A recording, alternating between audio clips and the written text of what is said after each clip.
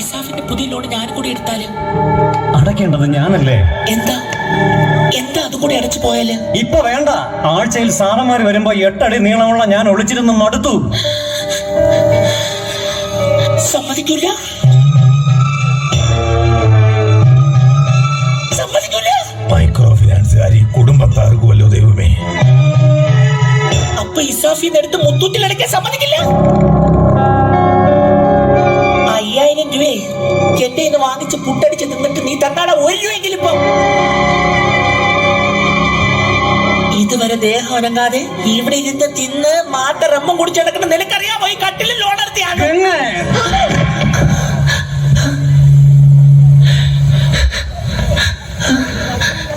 ഞാനിപ്പോ ഏത് ലോണാ പറഞ്ഞത്? എന്ത് പേരാ പറഞ്ഞത്? എന്ത് ലോണിന് കാര്യം പറഞ്ഞത്? ഇല്ല, ഒരു ലോണും പറഞ്ഞില്ല. ഒരു ലോണിന്റെ പേരും പറഞ്ഞില്ല. ഇല്ല, ഞാൻ എന്തോ പറഞ്ഞു. ഏതോ ലോണിന്റെ പേര് പറഞ്ഞു. ഇല്ല, പുതിയ ലോൺ ഒന്നുമില്ല. ഉണ്ട്, ഏതോ പുതിയ ലോൺ ഉണ്ട്.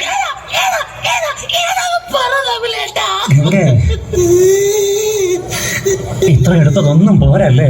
ഇതുപോലെ ലോൺ എടുത്ത ശങ്കുണ്ണിയേട്ടന്റെ അവസ്ഥ എന്താണെന്ന് അറിയോ? ഇസാഫ്, മുത്തൂറ്റ്, എസ്കേസ്